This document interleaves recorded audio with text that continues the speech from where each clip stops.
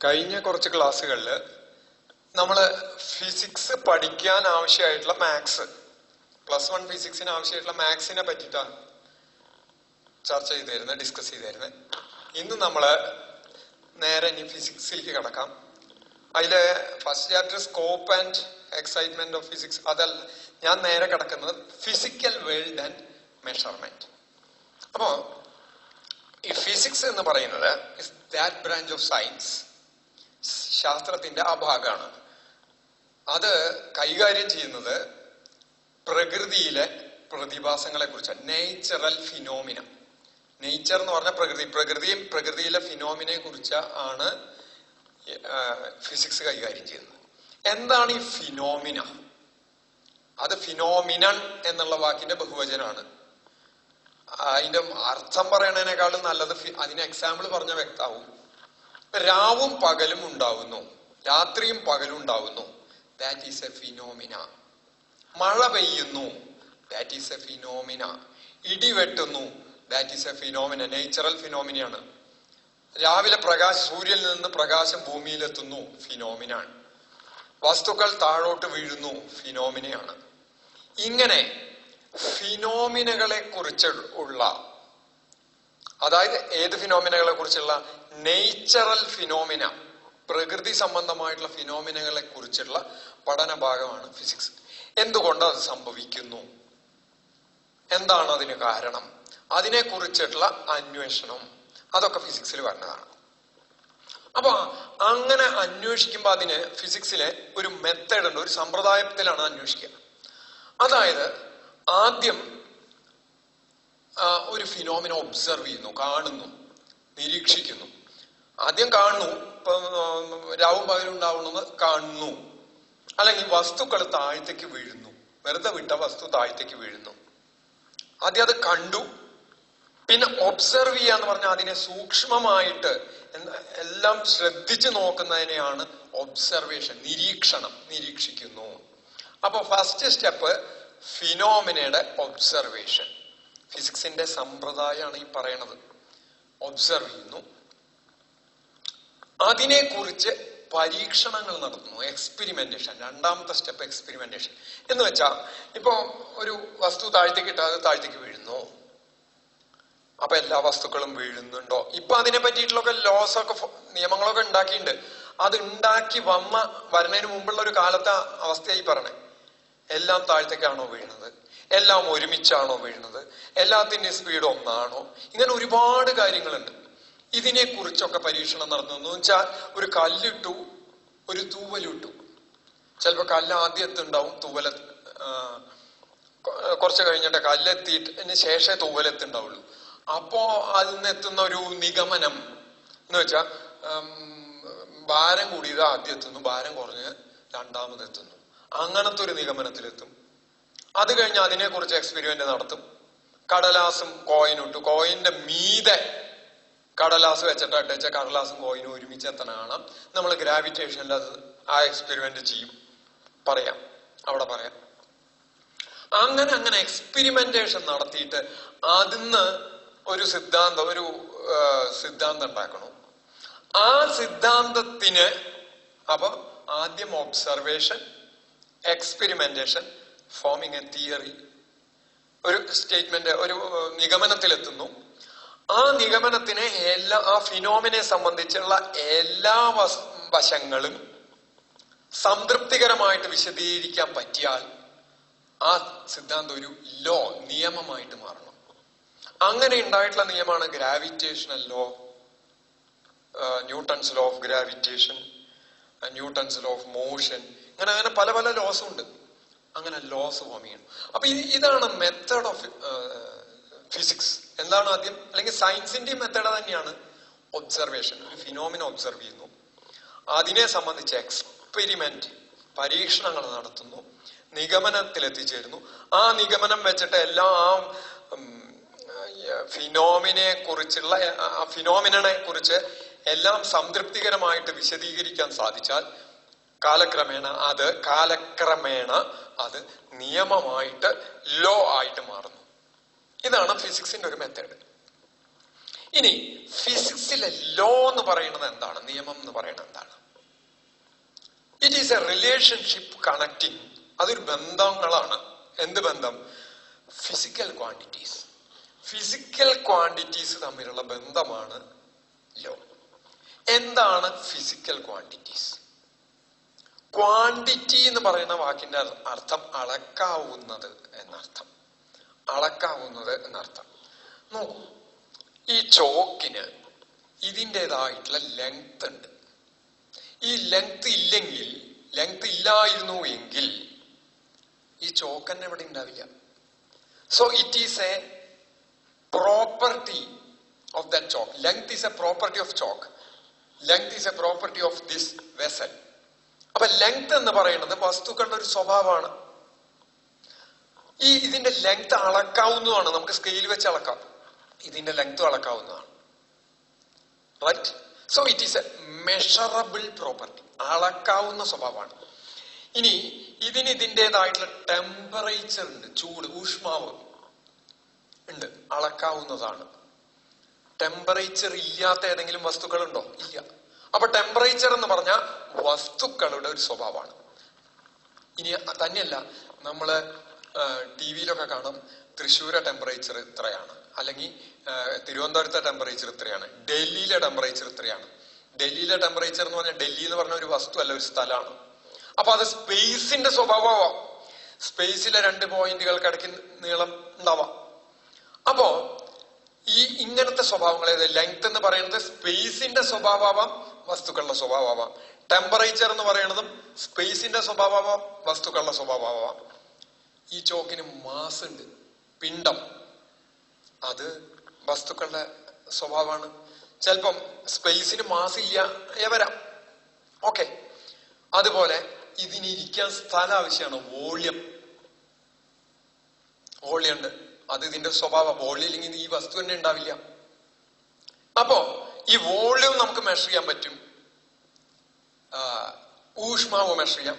ഇങ്ങനെ മെഷർ ചെയ്യാൻ പറ്റുന്ന വസ്തുക്കളുടെയോ സ്പേസിന്റെയോ സ്ഥലത്തിന്റെയോ, എന്താണ് ഈ സ്ഥലം എന്ന് പറയുന്നത്? ഇപ്പൊ ഞാൻ കൈ വീശുന്നതൊക്കെ സ്ഥലമാണ്. സ്പേസിന്റെയോ വസ്തുക്കളുടെയോ സ്വഭാവത്തിന്, പ്രോപ്പർട്ടിക്ക്, സ്വഭാവത്തിന്, സ്വഭാവം എന്ന് പറഞ്ഞാൽ അതില്ലെങ്കിൽ പിന്നെ വസ്തു ഇല്ല, സ്വന്തം ഭാവം. അതില്ലെങ്കിൽ പിന്നെ ആ വസ്തു ഇല്ലാണ്ട് ആവണതിനെയാണ് സ്വഭാവം എന്ന് പറയാം. ഈ സ്വഭാവത്തിനെ പറയുന്ന പേരാണ് എങ്ങനത്തെ സ്വഭാവം? അളക്കാവുന്ന സ്വഭാവം. മെഷറബിൾ പ്രോപ്പർട്ടീസ്, അളക്കാവുന്ന സ്വഭാവം. ഏതിന്റെ? ഓഫ് ഓബ്ജക്ട്സ്, വസ്തുക്കളുടെ അല്ലെങ്കിൽ സ്പേസിന്റെ. Is called physical quantity. First term വരുന്നതാണ് ഫിസിക്കൽ, PHYSICAL, ഫിസിക്കൽ ക്വാണ്ടിറ്റി. എന്താ പറഞ്ഞത്? Measurable properties of objects or space. Measurable സ്വഭാവം, വസ്തുക്കളുടെ സ്വഭാവം. Of objects or space is called physical quantity. ഈ മെഷർമെന്റ്, ഇപ്പൊ ഇതിന്റെ ലെങ്ത് എന്ന് പറഞ്ഞാൽ നേരിട്ട് സ്കെയിൽ വെച്ച് മെഷർ ചെയ്യാം. ഇപ്പൊ ഒരു കല്ലിന്റെ ലെങ്ത് മെഷർ ചെയ്യുക അല്ലെങ്കിൽ വോളിയം മെഷർ ചെയ്യണമെങ്കിൽ നമ്മൾ സ്കൂളിൽ പഠിച്ചിട്ടുണ്ടാവും. ഒരു ജാറിൽ നിറച്ച് വെള്ളമുള്ള ജാറിൽ അതിനെ മുക്കുമ്പോൾ അതിന് വെള്ളം ഡിസ്പ്ലേസ് ചെയ്യും. അതിനിരിക്കാൻ ആവശ്യമായിട്ടുള്ള അത്രയും സ്ഥലം വെള്ളമാണ് ഡിസ്പ്ലേസ് ചെയ്യുക. അതെത്രയാന്ന് മെഷർ ചെയ്തിട്ട് നമുക്ക് ആ കല്ലിന്റെ വോളിയം മെഷർ ചെയ്യാം. അവിടെ ഡയറക്റ്റ് ആയിട്ടല്ല മെഷർ ചെയ്യണം, വളഞ്ഞ വഴിക്കാൻ മെഷർ ചെയ്യണം, ഇൻഡയറക്റ്റ് വേയിൽ. അപ്പൊ മെഷർമെന്റ് എന്ന് പറയുന്നത് ഡയറക്റ്റ് വേയിലും നടത്താം, ഇൻഡയറക്റ്റ് വേയിലും നടത്താം. എങ്ങനെയായാലും മെഷർ ചെയ്യാവുന്ന പ്രോപ്പർട്ടീസിനെയാണ് ഫിസിക്കൽ ക്വാണ്ടിറ്റി എന്ന് പറയുന്നത്. മെഷറബിൾ അല്ലാത്ത പ്രോപ്പർട്ടി ഉണ്ടാവും. For example colour. ഇത് നീല നിറാണ് എന്ന് പറയും, ഇത് വൈറ്റ് ആണെന്ന് പറയും. ഈ നീല എന്ന് പറയുന്നത് ഈ വസ്തുവിന്റെ ഒരു സ്വഭാവം തന്നെയാണ്, സംശയമൊന്നുമില്ല, പ്രോപ്പർട്ടി തന്നെയാണ്. നീല എന്ന് പറയുന്നത് വസ്തുവിന്റെ ഒരു സ്വഭാവമാണ്. കടുക് കറുത്തട്ടാണ് ഇരിക്കുക എന്ന് പറഞ്ഞു. കറുപ്പല്ലാത്തത് കടുകാവില്ലല്ലോ. അപ്പൊ അത് സ്വഭാവം. പക്ഷെ അത് ഒരിക്കലും ആ കളർ എന്ന് പറയുന്നത് നമുക്ക് മെഷർ ചെയ്യാൻ പറ്റുന്നില്ല. അതുകൊണ്ട് അതിനെ കളറിനെ നമ്മൾ ഫിസിക്കൽ ക്വാണ്ടിറ്റി ആയിട്ട് എടുക്കുന്നില്ല. ക്വാണ്ടിറ്റി എന്നുള്ള വാക്കിന്റെ അർത്ഥം മെഷർ ചെയ്യാവുന്നത്. ഫിസിക്കൽ എന്ന് പറഞ്ഞാൽ ഭൗതികമായിട്ടുള്ളത്. എന്നാ അങ്ങനെ അല്ലാത്തുണ്ടോ? ഇന്റലിജൻസ് മെഷർ ചെയ്യാവുന്നതാണ്. ഇന്റലിജൻസിന് ടെസ്റ്റ് ഉണ്ട്.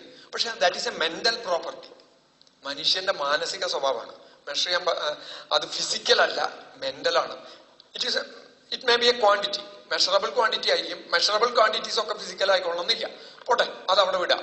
അപ്പൊ വസ്തുക്കളുടെ അല്ലെങ്കിൽ സ്പേസിന്റെ മെഷറബിൾ ആയിട്ടുള്ള പ്രോപ്പർട്ടീസിനെ പറയുന്ന പേരാണ് ഫിസിക്കൽ ക്വാണ്ടിറ്റി. ഇനി നമ്മള് കുറച്ചു കാലമായി നമ്മളിപ്പം +1 വരുന്നതിന് മുമ്പ് ഫിസിക്സ് പഠിച്ചു തുടങ്ങി.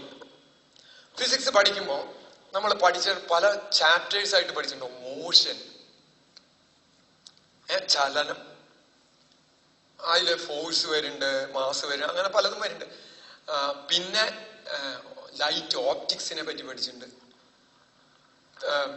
താപത്തിനെ കുറിച്ച് പഠിച്ചിട്ടുണ്ട്, ഹീറ്റിനെ പറ്റി പഠിച്ചിട്ടുണ്ട്, ടെമ്പറേച്ചർ, ഹീറ്റ്, അങ്ങനത്തെ കാര്യങ്ങൾ പഠിച്ചിട്ടുണ്ട്, ഇലക്ട്രിസിറ്റി, മാഗ്നറ്റിസം പഠിച്ചിട്ടുണ്ട്. ഇങ്ങനെ ഈ ഫിസിക്സ് തന്നെ പല പല ശാഖകളുണ്ട്. ഓക്കെ, ഇതിലൊക്കെ ധാരാളം ഇതേപോലെ ഫിസിക്കൽ ക്വാണ്ടിറ്റീസ് വരും. അപ്പോ സൗകര്യപ്രദമായിട്ട് ആദ്യം തന്നെ ഈ ഫിസിക്കൽ ക്വാണ്ടിറ്റീസിനെ രണ്ടായിട്ട് ഡിവൈഡ് ചെയ്തിട്ടുണ്ട്. അതായത് അടിസ്ഥാനപരമായിട്ട് ഒരു 7 ഫണ്ടമെന്റൽ ക്വാണ്ടിറ്റീസ്. ബാക്കി എല്ലാ ഫിസിക്കൽ ക്വാണ്ടിറ്റീസും ഫിസിക്സിൽ വരുന്നത് ഇതിന്റെ ടേംസിൽ എഴുതാവുന്നത് ഡിറൈവ്ഡ് ക്വാണ്ടിറ്റീസ്. അടിസ്ഥാനപരമായിട്ട് 7 ക്വാണ്ടിറ്റീസ്. അതായത് ഞാൻ ഇപ്പൊ പറഞ്ഞൂല, പല പല ചാപ്റ്റേഴ്സ് ഉണ്ട് ഫിസിക്സിൽ, ഭാഗങ്ങളുണ്ട്. Heat and thermodynamics, electricity and magnetism, ലൈറ്റിന്റെ ചാപ്റ്റർ, ചലനത്തിന്റെ ചാപ്റ്റർ. ഇതിലൊക്കെ ഏറ്റവും അടിസ്ഥാനമായിട്ടുള്ള ഫണ്ടമെന്റൽ, അടിസ്ഥാനപരമായിട്ടുള്ള ഫിസിക്കൽ ക്വാണ്ടിറ്റീസിനെ ഇങ്ങോട്ട് എടുത്ത് നോക്കുമ്പോ ഏറ്റവും മിനിമം ആയിട്ട് വരുന്ന 7 ആ 7 ടേംസില്, ആ 7 പേരിൽ ബാക്കി എല്ലാ ഫിസിക്കൽ ക്വാണ്ടിറ്റീസിനെയും, ഫിസിക്സിൽ വരുന്ന large number of physical quantities ഉണ്ട്, അതിനെയൊക്കെ ഈ 7 പേരിൽ എഴുതാൻ പറ്റും. അപ്പൊ ഈ 7 ഫണ്ടമെന്റൽ ക്വാണ്ടിറ്റീസ് എന്ന് പറയും. അടിസ്ഥാനപരമായിട്ടുള്ള ക്വാണ്ടിറ്റീസ്. ഞാനത് എഴുതാം ഏതൊക്കെയാന്ന്. ആദ്യം വരുന്നത് നമുക്ക്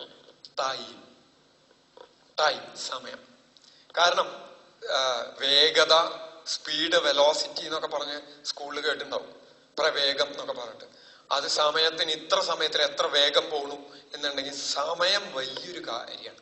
ആദ്യം വരുന്നത് ടൈമാണ്, ഫണ്ടമെന്റൽ ക്വാണ്ടിറ്റി. ഇത് വിസ്തരിച്ച് എന്താണ് ടൈം എന്നുള്ളതൊക്കെ പിന്നെ നമ്മൾ പറയും, ചലനം തുടങ്ങുമ്പോൾ വിസ്തരിച്ച് പറയും. തൽക്കാലം ടൈം, അതിന്റെ സിമ്പിൾ ടി. 2 നമ്മൾ നേരത്തെ പറഞ്ഞ ലെങ്ത്, അതിനെ സ്മോൾ ലെറ്റർ എൽ എന്ന് എഴുതാം. 3 പിണ്ഡം, മാസ് എത്രയാണ് എന്നുള്ളത് വളരെ ഇമ്പോർട്ടന്റ് ആണ്. നമ്മൾ ന്യൂട്ടന്റെ സെക്കൻഡിലൊക്കെ F=ma. മാസാണ് വലിയൊരു കാര്യമായിട്ട് അടിസ്ഥാനപരമായിട്ട് വരുന്നൊരു ക്വാണ്ടിറ്റിയാണ് മാസ് m. ഇനി താപം എന്നുള്ള ചാപ്റ്റർ, ഹീറ്റിനെ പറ്റി ഡിസ്കസ് ചെയ്യുമ്പോൾ ഒക്കെ അവിടുന്ന് ഒറ്റ ഫണ്ടമെന്റൽ ക്വാണ്ടിറ്റിയേ ഉള്ളൂ, ടെമ്പറേച്ചർ. ഊഷ്മാവ് എന്ന് മലയാളം മീഡിയത്തിൽ പറയുന്നു, ടെമ്പറേച്ചർ. അതിന് ഞാൻ തൽക്കാലം സിമ്പിൾ തീറ്റാന്നിരുന്നു. ചിലപ്പോൾ ആ ചാപ്റ്ററിൽ ടൈം വരാത്ത സന്ദർഭം ചിലപ്പോൾ അവിടെ ടി എന്ന് കൊടുക്കാറുണ്ട് ടെമ്പറേച്ചറിന്, കുഴപ്പമില്ല. 5 നമ്മള് പ്രകാശം എന്നുള്ള ചാപ്റ്ററിൽ അല്ലെങ്കിൽ ഇലക്ട്രിസിറ്റി എന്നുള്ള ചാപ്റ്ററിൽ വരുമ്പോ അവിടെ അടിസ്ഥാനമായിട്ട് ഇലക്ട്രിക് കറന്റ്,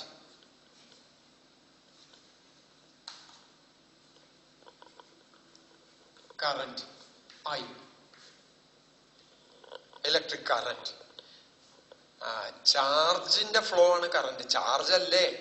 അപ്പൊ ഏറ്റവും അടിസ്ഥാനം ചാർജ് ഉണ്ടായിട്ട് വരണ്ടേ കറന്റ് ഉണ്ടാവാൻ എന്നൊരു ചോദ്യം വരും. പക്ഷെ അവിടെ കറന്റിനെ ഫണ്ടമെന്റൽ ആയിട്ട് എടുക്കാൻ കാരണം സൗകര്യം മാത്രം നോക്കിയിട്ടാ. കാരണം മെഷറബിൾ ആയിട്ട് വരുന്ന കറണ്ടാണ് ചാർജിലും കൂടുതൽ. കറണ്ട് മെഷർ ചെയ്തിട്ടാണ് ചാർജ് മെഷർ ചെയ്യുക. അപ്പൊ ഏറ്റവും അടിസ്ഥാനമായിട്ട് നമ്മൾ പിന്നെ ഏറ്റവും അധികം സിറ്റുവേഷനിൽ യൂസ് ചെയ്യേണ്ടി വരിക കറണ്ടാണ്. അപ്പോ കൂടുതൽ സൗകര്യപ്രദം ചാർജിലും കൂടുതൽ കറന്റിനെ ഫണ്ടമെന്റൽ ക്വാണ്ടിറ്റി ആയിട്ട് എടുക്കലാണ്. ആറാമത് ഓപ്റ്റിക്സിന്റെ ഭാഗത്ത് നിന്ന് വരുന്ന ഫണ്ടമെന്റൽ ക്വാണ്ടിറ്റിയാണ് ലൂമിനസ്.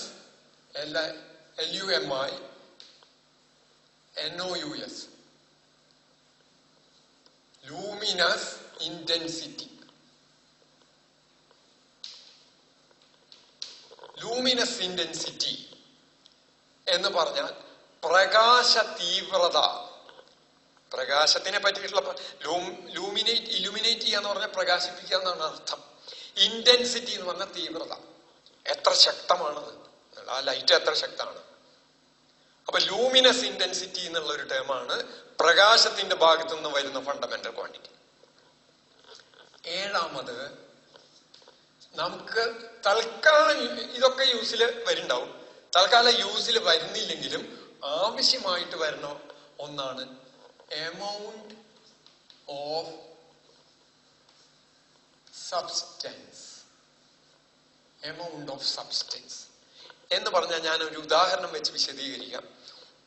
അത് മെയിനായിട്ട് കെമിസ്ട്രി ആയിട്ട് രസതന്ത്രമായിട്ട് വളരെ ഡീൽ ചെയ്യണ ഒരു സാധനമാണ്. ഇപ്പോ 1 കിലോഗ്രാം ഹൈഡ്രജൻ എടുത്തു, 1 കിലോഗ്രാം ഓക്സിജൻ എടുത്തു നിൽക്കാം. അപ്പോ 1 കിലോഗ്രാം ഓക്സിജന്റെയും 1 കിലോഗ്രാം ഹൈഡ്രജന്റെയും മാസ് സെയിം ആണ്. കിലോ എന്ന് പറയുന്നത് മാസിന് യൂണിറ്റ് ആണ്. വിസ്തരിച്ച് ഇനി പറയാം, യൂണിറ്റ് ആണ്. എന്താ യൂണിറ്റ് എന്നുള്ളതും പറയാം. 1 കിലോ മാസ് എടുത്തു ഹൈഡ്രജൻ, 1 കിലോ ഓക്സിജൻ എടുത്താൽ അതിന്റെ മാസ് സെയിം ആയിരിക്കും, പക്ഷെ അതിലുള്ള ആറ്റങ്ങളുടെ എണ്ണം ഡിഫറെന്റ് ആയിരിക്കും. ആറ്റങ്ങളുടെ എണ്ണം ഡിഫറെന്റ് ആയിരിക്കും. അത് കാണിക്കാൻ കെമിസ്ട്രിയിൽ ഒരു വാക്ക് പറയും, അവഗാഡ്രോ നമ്പർ എന്ന് പറഞ്ഞിട്ട്. അപ്പോ അങ്ങനെ വരുമ്പോ മാസ് സെയിം ആയാലും എമൗണ്ട് എത്രയുണ്ട് എന്നുള്ള എണ്ണം വ്യത്യാസമായിരിക്കും. അപ്പൊ അത് തമ്മിൽ വ്യത്യാസം കാണിക്കാനാണ് ഏഴാമതൊരു ഫണ്ടമെന്റൽ ക്വാണ്ടിറ്റി. ഈ 7 എണ്ണാണ് അടിസ്ഥാനപരമായി ഫിസിക്സിലെ അടിസ്ഥാന ബേസിക് ക്വാണ്ടിറ്റീസ് അല്ലെങ്കിൽ ഫണ്ടമെന്റൽ ക്വാണ്ടിറ്റീസ് എന്ന് പറയും. ഇനി ഫിസിക്സിൽ വരുന്ന എല്ലാ ക്വാണ്ടിറ്റീസിനെയും 7 ക്വാണ്ടിറ്റികളുടെ ടേംസിൽ എഴുതാം. ബാക്കിയുള്ള ക്വാണ്ടിറ്റീസിനെ അപ്പൊ പറയുന്ന പേരാണ് ഡിറൈവ്ഡ്, അതിന്ന് ഉണ്ടാക്കിയെടുത്തത്. ഈ 7 എണ്ണത്തിൽ നിന്ന് ഉണ്ടാക്കിയെടുത്തത് എന്നുള്ള അർത്ഥത്തിൽ ഉണ്ടാക്കിയെടുക്കുക എന്നാണ് ഈ വാക്കിന്റെ അർത്ഥം. Derived physical quantities. Derived physical quantities. Derived physical quantities. അപ്പൊ physical quantities can be classified. അതിനെ തരം തിരിക്കാം രണ്ടായിട്ട്. എന്ത്? Fundamental quantities. എന്താ fundamental quantities? That which are fundamental, അടിസ്ഥാനം, ഏറ്റവും ബേസ് അതാണ്. ആൻഡ് ഡിറൈവ്ഡ് ഫിസിക്കൽ, അതിന്ന് ഉണ്ടാക്കിയെടുത്തിട്ടുള്ള ക്വാണ്ടിറ്റീസിനെ ഡിറൈവ്ഡ് ഫിസിക്കൽ ക്വാണ്ടിറ്റീസ് എന്ന് പറയാം. ഇനി the result of a measurement. What is a physical quantity? Measurable quantity തന്നെയാണ് പറയുന്നത്. What is measurable properties of objects or space is called physical quantity. Measure ചെയ്താൽ നമുക്ക് എന്താ കിട്ടുക? മെഷർ ചെയ്ത അപ്പൊ ലെങ്താ മെഷർ ചെയ്യണമെന്ന് വെച്ചാൽ ഒരു നമ്പറും കിട്ടും, അതിന്റെ ഒരു യൂണിറ്റും കിട്ടും. ഇപ്പം 1 മീറ്റർ മെഷർ ചെയ്ത, അല്ലെങ്കിൽ ഇപ്പൊ 4.3 സെന്റിമീറ്റർ എന്ന് കിട്ടി. ഇതിൽ ഏതെങ്കിലും ഒരെണ്ണം ഇല്ലെങ്കിൽ ഇത് മീനിങ്ലെസ് ആ, അർത്ഥമില്ല. അതായത് എത്രയാതിന്റെ ലെങ്ത് 4.3, പിന്നുള്ള കാര്യം പറഞ്ഞില്ലെങ്കിൽ, പിന്നുള്ളതിനാണ് യൂണിറ്റ് എന്ന് പറയാം, അത് പറഞ്ഞില്ലെങ്കിൽ ഇത് വ്യക്താവില്ല. എത്രയാ ലെങ്ത്? 4.3. അത് വേണമെങ്കിൽ മീറ്റർ ആവാം, കോലാവാം, സെന്റിമീറ്റർ ആവാം, മില്ലിമീറ്റർ ആവാം. അതിനനുസരിച്ച് അതിന്റെ ലെങ്ത് മാറുന്നില്ലേ? അപ്പൊ വ്യക്തമാവണമെങ്കിൽ നമ്പറും വേണം, യൂണിറ്റും വേണം. യൂണിറ്റ് മാത്രം പറഞ്ഞാൽ ഒരു യൂണിറ്റ് ആയിട്ട് വരിക. വെറുതെ സെന്റിമീറ്റർ എന്ന് പറഞ്ഞാൽ ദാറ്റ് ഈസ് 1 സെന്റിമീറ്റർ. എത്ര അതിന്റെ ലെങ്ത്? സെന്റിമീറ്റർ. അത് വ്യക്തമല്ല, ക്ലിയർ അല്ല. ക്ലിയർ ആവണമെങ്കിൽ നമ്പറും മെഷർ ചെയ്ത് കിട്ടുമ്പോ ഒരു നമ്പറും യൂണിറ്റും കൂടിയിട്ടാണ് കിട്ടുക. ഈ നമ്പറും യൂണിറ്റും ചേർന്നിട്ടുള്ളതിനെ പറയുന്ന പേരാണ് magnitude. MAGNITUDE. Magnitude of that measured physical quantity. ഒരു ഓബ്ജക്റ്റിന്റെ ലെങ്ത് മെഷർ ചെയ്തിട്ട് 4.3 സെന്റിമീറ്റർ കിട്ടിയെന്ന് വെച്ചാൽ magnitude of length of that object is 4.3 centimetre. ഞാൻ പറഞ്ഞതിൽ ഒരു ചെറിയ പെശകുണ്ട്.